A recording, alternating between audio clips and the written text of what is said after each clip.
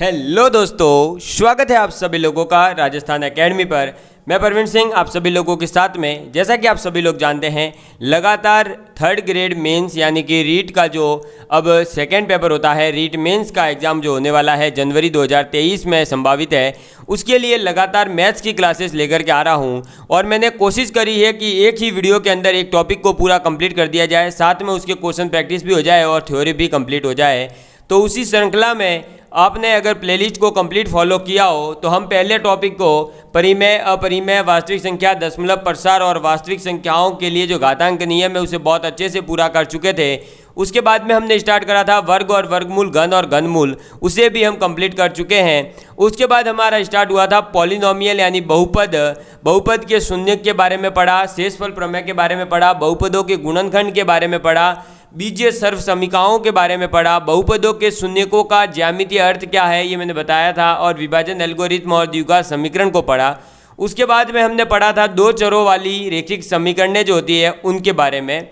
आज अपना टॉपिक रहेगा दोस्तों ठोस आकृतियों का पृष्ठीय क्षेत्रफल एवं उनका आयतन, यानी जो भी ठोस आकृतियाँ होती है जिसके अंदर आपके मेन आपको कौन कौन सी पढ़नी है, तो आपको पढ़नी है किसकी कौन कौन सी दोस्तों, घन यानी क्यूब, घनाभ यानी क्यूबॉइड, बेलन यानी सिलेंडर, ठीक है। उसके बाद में आपको पढ़ना है शंकु यानी कि कौन के बारे में, और फिफ्थ नंबर पर आपको गोला यानी स्फीयर के बारे में पढ़ना है, ठीक है। तो अपन जो है यहाँ पर आपके सिलेबस में अगर आप देखोगे तो 5 ही दे रखे हैं, लेकिन मैं इसके साथ में एक छठा जो पॉइंट है वो है चिन्हक, वो भी पढ़ा दूंगा। कौन सा? तो चिन्हक। इस चिन्हक को इंग्लिश में कहते हैं frustum of a cone, cone का एक चिन्हक होता है, उसके बारे में भी अपन बात करेंगे। क्यों बात करेंगे? क्योंकि यहाँ दे रखा है कि एक ठोस का एक आकार से दूसरे आकार में जो रूपांतरण होगा उससे संबंधित क्वेश्चन पूछे जाएंगे। अभी हम आगे क्वेश्चन प्रैक्टिस करेंगे, तब आप देखेंगे कि एक बड़े गोले को छोटे छोटे गोलों में मिलाया जाता है। एक बड़े गोले से जो है कितने घन बनाए जा सकते हैं, घनाभ बनाए जा सकते हैं, घन से घनाभ कितने बन सकते हैं, एक शंकु है उससे चिन्हक बन सकता है या कितने चिन्हक बन सकते हैं, इस टाइप के क्वेश्चंस जो है वो पूछे जाते हैं। तो अपन उनके बारे में बात करने वाले हैं और इस चैप्टर को कोशिश करेंगे कि एक ही वीडियो के अंदर कंप्लीट कर दिया जाए, ठीक है। चलिए दोस्तों, तो अब अपन बात करते हैं स्टार्ट। सबसे पहले इस चैप्टर को अगर इंग्लिश में नाम देना चाहें तो शॉर्ट नाम आप दे सकते हैं सरफेस एरिया एंड वॉल्यूम। किसके बारे में बात करने वाले हैं? जितनी भी सॉलिड्स होते हैं, जितनी भी ठोस वस्तुएं हैं, उनके सरफेस एरियाज क्या है और उनके वॉल्यूम क्या है, उनके बारे में अपन बात करने वाले हैं, ठीक है। सबसे पहले अपने बात कर रहे हैं अपन घनाभ के बारे में, यानी क्यूबॉइड के बारे में। किसके बारे में? क्यूबॉइड के बारे में अपन बात कर रहे हैं। अगर इस क्यूबॉइड की बात की जाए तो क्यूबॉइड के पास में 6 फलक होते हैं। कितने दोस्तों? तो 6 फलक होते हैं, ठीक है। अब ये जो 6 फलक है ये कौन कौन से हैं? तो ये रहा, देखो भाई, ये आपका जो है ना, ये देखो, एक मैं पीला पीला कर रहा हूँ, सपोज करिए ये वाला कर रहा हूँ, इधर वाला, ये देखिएगा, ये वाला पोर्शन जिसे मैंने थोड़ा थोड़ा सा पीला पीला करा है, तो ये जो पोर्शन है ये आपका एक फलक कहलाता है। क्या कहलाता है? एक फलक कहलाता है। और इसका प्रत्येक फलक जो होगा वो आयताकार होगा। कैसा होगा? आयताकार होगा, यानी रेक्टेंगुलर होगा, ठीक है। ये बात आपको याद रखनी है। यानी अल्टीमेटली अगर कहा जाए तो जो घनाभ है, क्यूबॉइड है, वो 6 प्रकार के आयतों से मिलकर बना होता है, ठीक है। कितने आयत? 6 आयत, यानी जिन्हें हम फलक कह रहे हैं, तो ये 6 फलकों से मिलकर बना होता है। और इसके अंदर जो ये क्यूबॉइड है, इसकी ये तो कहलाती है लेंथ एल, ठीक है। इसे क्या कह रहे हैं हम? लेंथ कह रहे हैं। और जो ये होती है ये इसकी ब्रेथ यानी कि इसकी चौड़ाई कहलाती है। क्या कहलाती है? चौड़ाई। और ये जो है ये इसकी कहलाती है हाइट यानी कि ऊंचाई। क्लियर है? तो LBH का मतलब क्या है? लंबाई, चौड़ाई और ऊंचाई, ठीक है। आप यहाँ लिख सकते हैं L यानी आप किसकी बात कर रहे हैं? लंबाई की। B का मतलब है यहाँ पर चौड़ाई से, और H का मतलब है यहाँ पर हाइट यानी कि ऊंचाई से, ठीक है। ऊंचाई। क्लियर है? तो डायग्राम क्यूबॉइड का कैसा होता है वो मैंने आपके सामने रख दिया है। क्यूबॉइड के अंदर लेंथ, ब्रेथ और हाइट यानी कि लंबाई, चौड़ाई, ऊंचाई क्या होती है वो बता दिया। आयत जो है वो 6 प्रकार के फलकों से मिलकर बना होता है। जो फलक होते हैं वो प्रत्येक फलक आयताकार होता है। ठीक है, समझ में आ गई बात। अब अगर इस क्यूबॉइड के अंदर बात की जाए तो इसके अंदर इसका विकर्ण भी होता है। क्या? विकर्ण भी होता है, जो कि होता है इस सिरे से स्टार्ट होकर के उस एंड तक मिलता है। ठीक है, तो ये जो आपका बना है इसे हम इस लाइन को जिसका मैं नामकरण करूँ अगर, तो ये देख लो ए और ये बी। तो ये जो ए और बी को मिला रहा है इसे हम कह रहे हैं विकर्ण। क्या कह रहे हैं दोस्तों? विकर्ण कह रहे हैं। किसका? घनाभ का विकर्ण कह रहे हैं। अब आप जो है पढ़ाई कर रहे होंगे तो हो सकता है कोई तो खुले स्थान में कर रहा होगा, कोई कमरे में बैठकर पढ़ाई कर रहा होगा। तो जो कमरे में बैठा है उसे अगर ये समझना है तो वो अपने कमरे में एक कोना कोई भी उठा लें। 6 जो नीचे आपके 4 कोने हैं उसमें से एक कोना उठाइए और उस कोने को उसके सामने आने वाले जस्ट कोने को, जो कि दूसरे दीवार पर आ रहा होगा, उस कोने से मिलाइए। तो जो एक आपके दिमाग में काल्पनिक लाइन मिलेगी उस काल्पनिक लाइन को ही हम घनाभ का क्या कहते हैं? विकर्ण कहते हैं। हमारे जो घर होता है वो घर का हर एक कमरा जो है वो घनाभ के रूप में आप ले सकते हो। इस प्रत्येक घनाभ का आयतन की अगर बात की जाए दोस्तों तो कितना होगा, तो देखिएगा आप, इसके आयतन की बात की जाए तो आयतन होता है लंबाई गुणा चौड़ाई गुणा ऊंचाई। ठीक है, घनाभ का जो आयतन होता है वो क्या होता है? लंबाई, चौड़ाई, ऊंचाई। मैंने यहाँ पर सभी जो भी आपकी लंबाई, चौड़ाई, ऊंचाई है वो सेंटीमीटर में ली है, तो सेंटीमीटर क्यूब लिख रहा हूँ। अगर आप आगे जो मीटर आता है तो मीटर क्यूब लिखेंगे, किलोमीटर आता है तो किलोमीटर क्यूब लिखेंगे, फुट आता है तो फुट क्यूब लिखेंगे, जो भी आएगा उसकी पावर 3 हो जाएगी। ठीक है, तो घनाभ का आयतन होता है लंबाई गुणा चौड़ाई गुणा ऊंचाई, LBH, ऐसे याद रखेंगे। ठीक, इसका जो विकर्ण है जिसकी अपन ने बात करी, ये जो AB है, इसकी लंबाई की अगर बात की जाए तो जैसा कि आपको पता है कि कर्ण स्क्वायर बराबर होता है लंब स्क्वायर प्लस आधार स्क्वायर। यहाँ पर अपने जो है त्रिभुज ना होकर ये घनाभ है, तो हम यहाँ क्या करेंगे? लंबाई का स्क्वायर, चौड़ाई का स्क्वायर और ऊंचाई का स्क्वायर और उसका अंडर रूट, तब हमें क्या मिलेगा? विकर्ण मिलेगा। ठीक, फिर आ जाता है संपूर्ण पृष्ठीय क्षेत्रफल। तो ये जो हमारे पास में घनाभ है, इस घनाभ का क्षेत्रफल कितना होता है? तो घनाभ का क्षेत्रफल होता है 2 × LBBHHL, यानी कि लंबाई चौड़ाई चौड़ाई ऊंचाई ऊंचाई लंबाई। समझ में आ गई बात? तो घनाभ का आयतन है LBH, विकर्ण है L square B square H square का अंडर रूट, और अगर क्षेत्रफल की बात की जाए तो है 2 × LBBHHL। समझ में आ गई बात? तो ये था अपना घनाभ जो कि A नंबर पर मैंने रखा है, और ये घनाभ होता है कंप्लीट। घनाभ के जो भी फॉर्मूले हैं वो यहीं पर होते हैं कंप्लीट। अब हमें केवल घनाभ से संबंधित करने हैं क्वेश्चन। ठीक है, चलिए नेक्स्ट अपने आकृति आ जाती है कौन सी दोस्तों? क्यूब। कौन सी आ जाती है? क्यूब, यानी कि घन। ठीक है, घन का बेसिकली मतलब क्या होता है कि किसी भी संख्या का 3 बार गुणा करना, एक ही संख्या का तो यहाँ पर भी वही होने वाला है। देखिएगा आप, ये है अपने पास में क्या दोस्तों? घनाभ है, सॉरी घन है। अभी इस घन के अंदर भी 6 फलक होते हैं। कितने फलक होते हैं? 6 फलक होते हैं। इसमें से कोई भी आप एक फलक उठाइए। मैंने ये ऊपर वाला फलक अपने जो है दीवार, घर की जो छत है उसको, एक कमरे की आप छत उठा लीजिए तो ये छत आ गई। ये घन के अंदर विशेषता होगी कि इसका प्रत्येक फलक जो होगा वो वर्गाकार होगा। कैसा होगा? वर्गाकार होगा, यानी स्क्वायर का शेप होगा। कैसा होगा? स्क्वायर जैसा होता है। तो घनाभ और घन में केवल इतना ही फर्क है कि घनाभ का प्रत्येक फलक आयताकार होता है, घन का प्रत्येक फलक वर्गाकार होगा।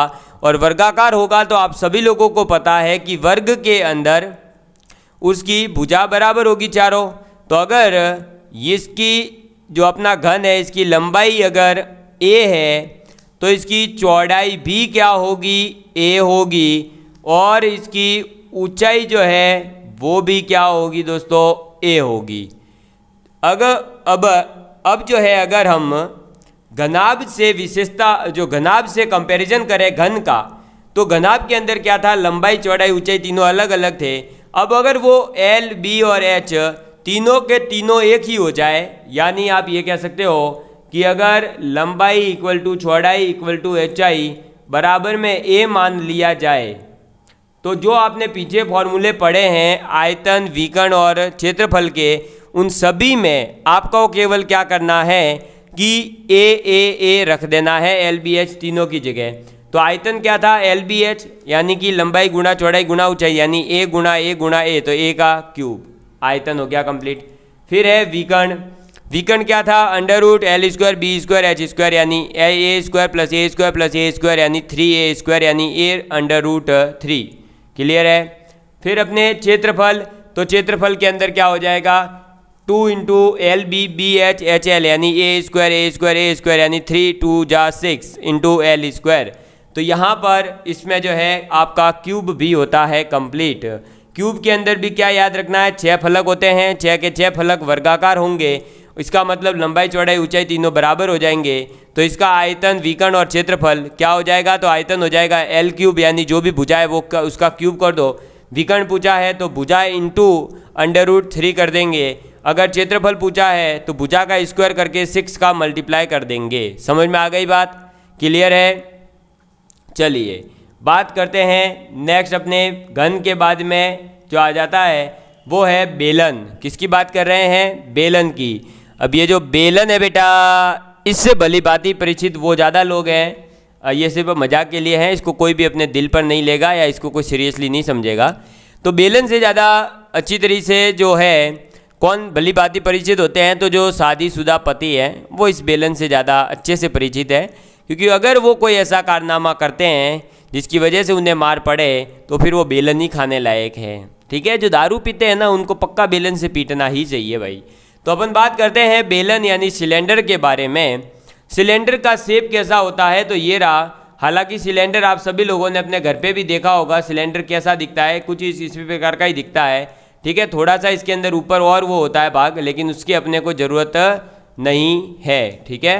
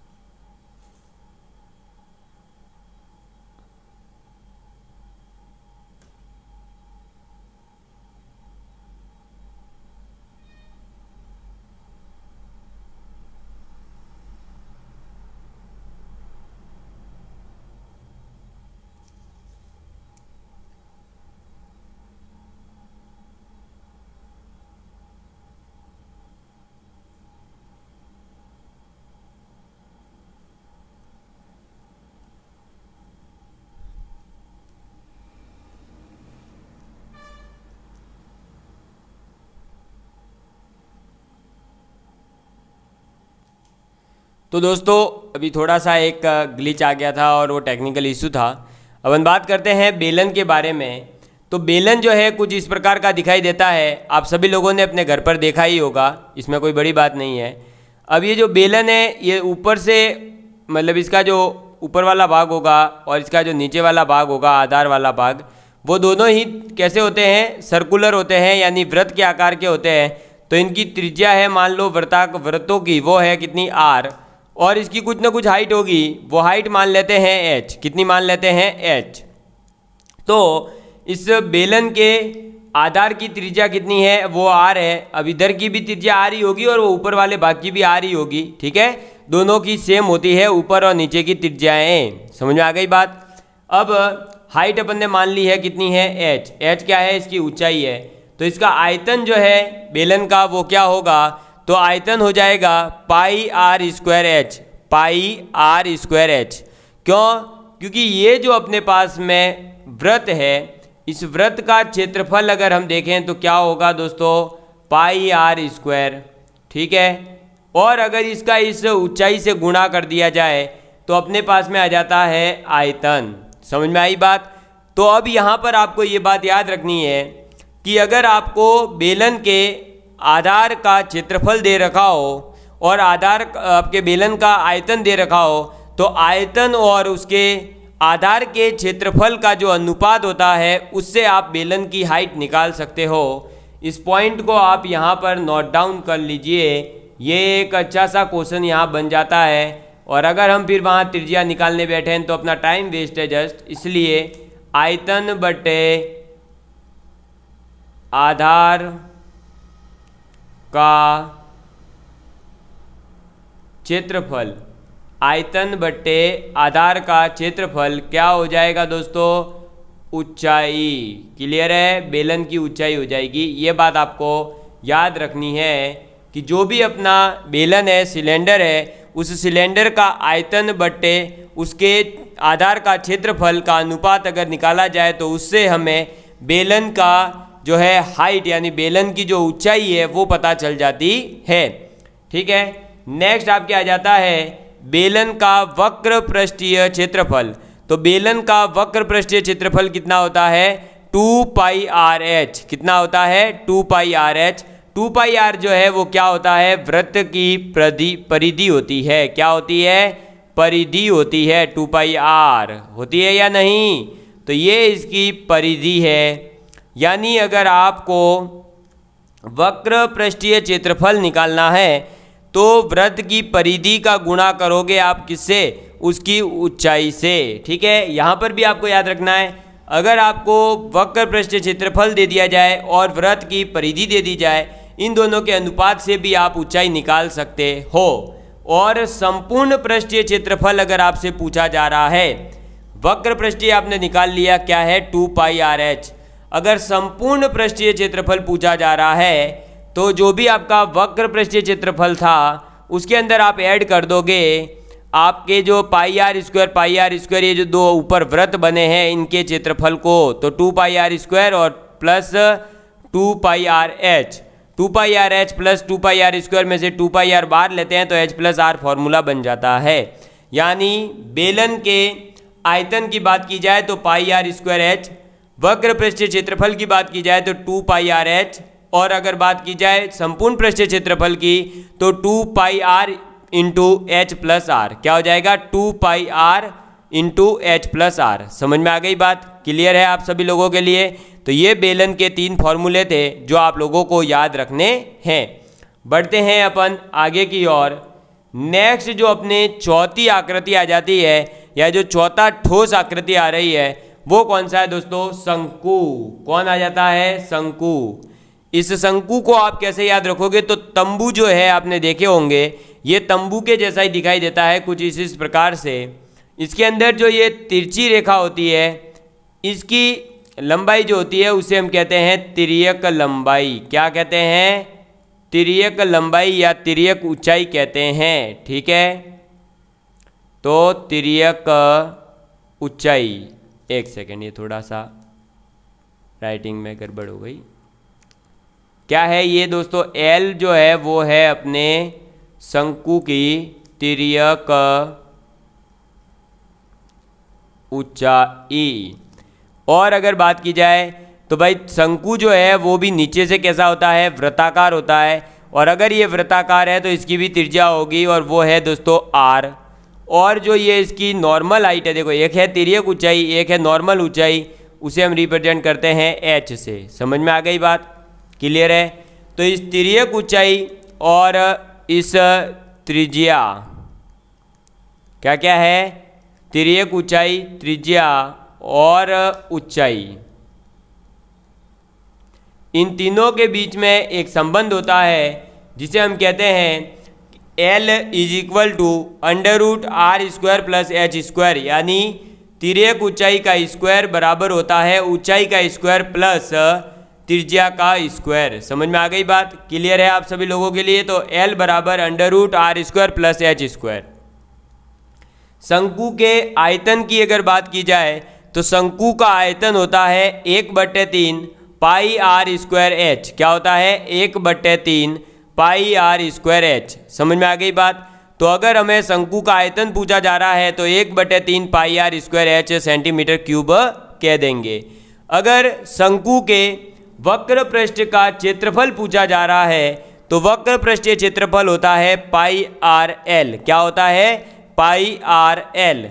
और अगर पूछा जाए संपूर्ण पृष्ठीय क्षेत्रफल तो आपका संपूर्ण पृष्ठीय क्षेत्रफल में क्या होगा, जो इसका वक्र पृष्ठीय क्षेत्रफल है पाई आर एल, उसके अंदर ऐड हो जाएगा इसके जो ये नीचे वाला आपका वृत्ताकार भाग है, इस आधार की जो क्षेत्रफल होगा उसको ऐड कर देंगे। तो आधार का क्षेत्रफल कितना होगा? पाई आर स्क्वायर, क्योंकि ये एक वृत्ताकार है और वृत्त का जो क्षेत्रफल होता है वो होता है पाई आर स्क्वायर। यानी संपूर्ण पृष्ठीय क्षेत्रफल का मतलब क्या है? तो पाई आर एल जो कि वक्र पृष्ठीय क्षेत्रफल है प्लस इसका बेस का क्षेत्रफल पाई आर स्क्वायर इसमें ऐड हो जाएगा।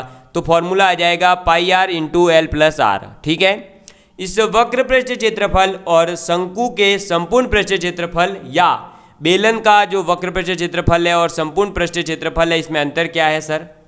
तो वक्र पृष्ठीय क्षेत्रफल का मतलब है कि आप जो है इसके ऊपर वाले भाग और नीचे वाला भाग जो है बेलन के अंदर, यानी आधार और ये जो ऊपर वाला भाग है ना, ये वाला भाग जिसको मैं और थोड़ा सा येलो येलो कर रहा हूँ, ये वाला भाग और ये वाला भाग जो है आप खुला मानोगे। कैसा मानोगे? खुला मान करके ऐड करोगे तब तो होगा वक्र पृष्ठीय। अगर इन दोनों ओर से पैक कर दिया जाए तो बन जाता है संपूर्ण पृष्ठीय क्षेत्रफल।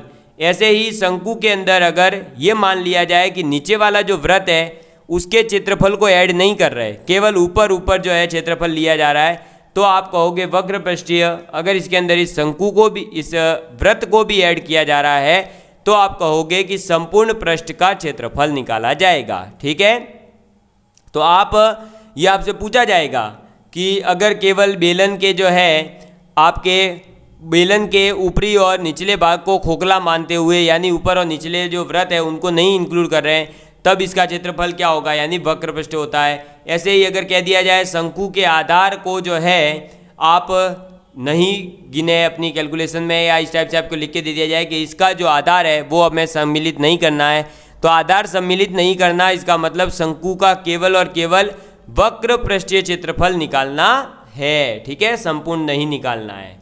चलो भाई, ये अपने पांचों जो है दोस्तों कंप्लीट हो गए। कौन कौन? घन, घनाभ, बेलन और शंकु, 4 कंप्लीट हो गए।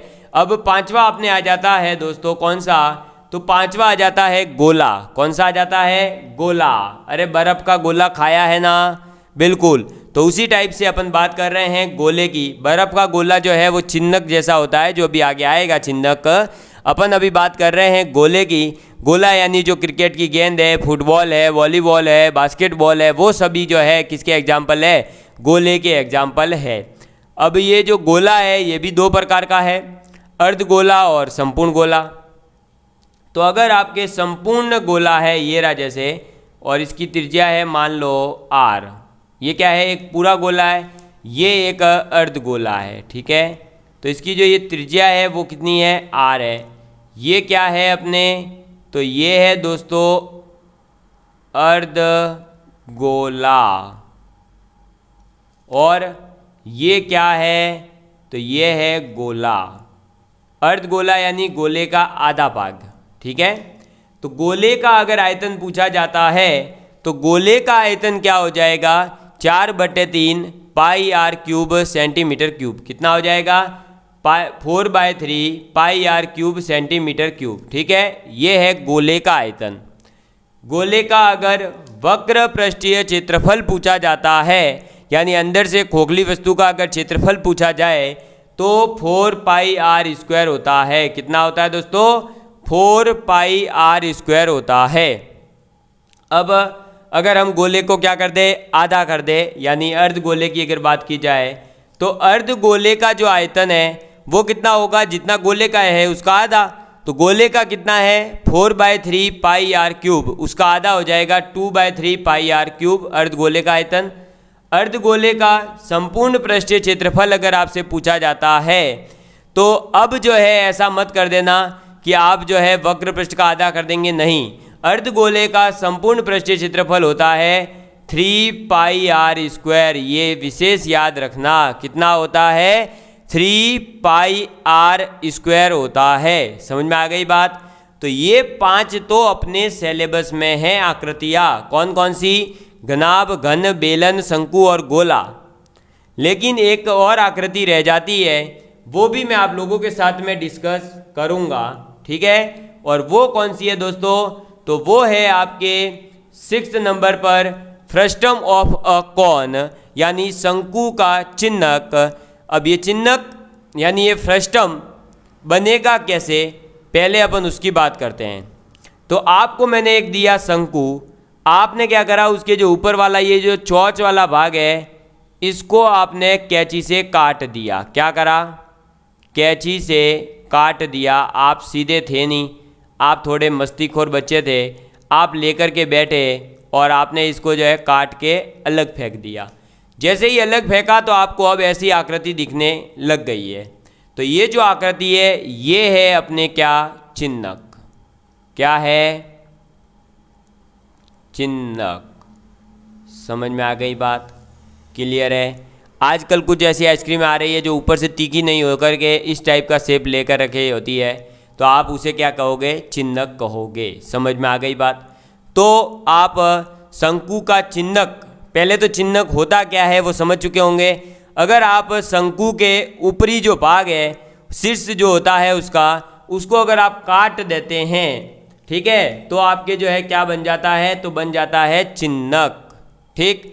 अब ये जो चिन्हक है इसके अंदर भी तिर्यक ऊंचाई होती है जो कि ये रही, और इसमें भी आधार जो है इसका वृत्त होता है, उसकी आपने त्रिज्या मान ली r। इसकी जो है आपके हाइट भी होती है जिसे हम कह रहे हैं h। लेकिन इसके अंदर 2 प्रकार की त्रिज्याएं होगी, ठीक है। ये मान लो r2 है, तो इसके ऊपर वाला जो भाग होगा वो अब शीर्ष तो है नहीं भाई, एकदम तिकोना भाग तो है नहीं, तो इसकी भी त्रिज्या कुछ ना कुछ होगी जिसे हम नाम दे रहे हैं r1। समझ में आई बात? क्लियर है आप सभी लोगों के लिए? तो चिन्हक के पास में कितनी त्रिज्याएं होगी? तो चिन्हक के पास में 2 त्रिज्याएं होती है, एक ऊपरी भाग की त्रिज्या अलग होती है, एक निचले भाग की त्रिज्या अलग होती है, ठीक है। अब वो बड़ी छोटी कौन सी होगी वो चिन्हक कैसे रखा है उस पर डिपेंड करेगी। अगर इसको ही उल्टा कर देंगे तो नीचे वाली बड़ी हो जाएगी, इसको सीधा रखेंगे तो नीचे वाली छोटी हो जाएगी, ठीक है। तो वो आपके ऊपर डिपेंड है, तो उसका अभी कोई ऐसा निष्कर्ष नहीं निकाल के दे सकता मैं कि यही होगा या नीचे वाली त्रिज्या बड़ी होगी या ऊपर वाली ही बड़ी होगी, ठीक है। समझ में आ गई बात? तो अपन ने बात कर ली किसके बारे में दोस्तों? चिन्हक के बारे में, कि ये चिन्हक आखिर होता क्या है और ये चिन्हक कैसे बनेगा। समझ में आ गई ना बात आपके? तो चिन्हक आप बना लेंगे, ठीक है। अब ये चिन्हक बन गया है, तो चिन्हक के आयतन की अगर बात की जाए तो इसका आयतन है क्या दोस्तों? πh/3, फिर नीचे की त्रिज्या का स्क्वायर यानी आधार की त्रिज्या का स्क्वायर प्लस शीर्ष की त्रिज्या का स्क्वायर प्लस आधार और शीर्ष की त्रिज्याओं दोनों का आपस में गुणा। समझ में आ गई बात? क्लियर है आप सभी लोगों को? क्लियर है? चलिए बात करते हैं अपन अब संपूर्ण पृष्ठ का क्षेत्रफल क्या होगा। तो शंकु के चिन्हक का जो संपूर्ण पृष्ठीय क्षेत्रफल होता है उसका फॉर्मूला थोड़ा सा बड़ा है। क्या है फॉर्मूला? पाई गुणा r स्क्वायर गुणा r स्क्वायर, ये है शीर्ष की त्रिज्या और आधार की त्रिज्या दोनों का अलग अलग जोड़ना है, प्लस l गुणा r प्लस r। समझ में आ गई बात? फिर वक्र पृष्ठीय क्षेत्रफल क्या होगा? तो पाई l इंटू आर गुणा आर, ठीक है, सॉरी पाई l गुणा r plus r, capital R plus small r। समझ में आ गई बात? क्लियर है आप सभी लोगों के? चलिए बात करते हैं नेक्स्ट। तो इसकी जो तिर्यक ऊंचाई होती है वो कैसे निकाली जाएगी। तो जैसा कि आपको बताया गया था कि शंकु की तिर्यक ऊंचाई क्या होती है दोस्तों? l बराबर √r square plus h square. यहाँ क्या हो जाएगा? √h स्क्वायर प्लस जो आपके आधार की त्रिज्या है उसमें से अपन जो शीर्ष की त्रिज्या है उसको घटा देंगे, फिर स्क्वायर करेंगे, यानी l बराबर √h square plus capital R minus small r या R2 माइनस R1 भी आप मान सकते हो। जो भी आपको अच्छा लगे वो आप इसमें रख सकते हो। समझ में आ गई बात? मैंने आपको फॉर्मूले बताने थे वो बता दिए हैं। अब इसी के साथ में इस चैप्टर की जो थ्योरी वाला पोर्शन था वो कंप्लीट होता है। इसके अलावा आपको कहीं पर भी कुछ भी नहीं पढ़ाया जाएगा, चाहे आप पेड कोर्स ले लें, आपकी श्रद्धा हो तो। मतलब मेरे लिए नहीं कह रहा, अपना तो पेड कोर्स चलता ही नहीं है, पर कुछ लोगों को लगता है कि फ्री में पढ़ा रहे हैं तो इनका अच्छा नहीं होगा, तो अपन जाके किसी कोचिंग की, बड़ी कोचिंगों का नाम है तो अपन वहाँ से पेड कोर्स खरीद लेते हैं, या अपन कोई अच्छी सी बुक पढ़ लेते हैं। भाई बुक पढ़ो चाहे किताब कुछ भी कर लो, सब जगह कंटेंट यही मिलेगा इस चैप्टर के अंदर। इससे ज़्यादा कोई थ्योरी है नहीं, सभी के सभी उल्टा मैंने ज़्यादा बता दिया। ये चिन्हक एक्स्ट्रा पढ़ाया है आपको, तो अगर चिन्हक समझ नहीं आए तो डरना नहीं, इसके फॉर्मूले याद नहीं हो तो डरना नहीं, क्योंकि पूछा भी नहीं जाएगा। क्लियर है? तो 6 की 6 आकृतियाँ अपनी यहाँ पर जो है कंप्लीट होती है। अब अपना काम क्या है, इस चैप्टर के क्वेश्चंस की प्रैक्टिस करना। ठीक है, चलिए तो फिर। किसी की निंदा से घबराकर अपने लक्ष्य को नहीं छोड़ें, क्योंकि अक्सर लक्ष्य मिलते ही निंदा करने वालों की राय बदल जाती है। तो दोस्तों, आप लोगों की अगर कोई निंदा कर रहा है, आप लोगों को कोई कह रहा है कि आपसे ये नहीं हो पाएगा, तो आपको उससे डर करके, घबरा करके ये नहीं सोचना है कि हाँ मैं नहीं कर सकता। नहीं, आप लोग कर सकते हैं। और सुबह उठकर डेली मेरी तो एक ही कोशिश रहेगी कि आप सभी लोग सुबह उठ करके सबसे पहले, कुछ भी करने से पहले ये बोले कि हाँ मैं कर सकता हूँ, हाँ मैं कर सकता हूँ, और मैं करके दिखाऊंगा, मैं करके दिखाऊंगा। तो आप लोगों का दिन बहुत अच्छा जाएगा। और दोस्तों, इस चैप्टर की प्रैक्टिस के लिए अपन अलग से एक वीडियो लेकर के आएंगे, और वो थोड़ा सा बड़ा वीडियो लाएंगे। उसके अंदर हर टाइप का एक एक क्वेश्चन आप लोगों को जो है कवर करवा दिया जाएगा। तो मिलेंगे अगले वीडियो के अंदर। Love you all of you, take care and please share with your friends. और अगर आप लोगों को वीडियो देखने में मजा आया है, कंटेंट अगर आपको सॉलिड लगता है, तो फिर यार दबा के सॉलिड लाइक भी किया करो। जय हिंद, जय Bharat, love you all of you, take care. And अगर आपकी कोई बुक भी है कि भाई आप जो है सर इस बुक का रिव्यू करिए, तो हम आप लोगों के लिए उस बुक का रिव्यू भी करेंगे। क्योंकि अभी जो है मेरा काम है, एक शिक्षक का ये कर्तव्य बनता है कि वो आप लोगों को एक अच्छी किताब चुनने में भी आपकी सहायता करें। तो आप जरूर कमेंट करके बताइएगा। Take care, please share with your friends. Bye दोस्तों, जय हिंद, जय भारत।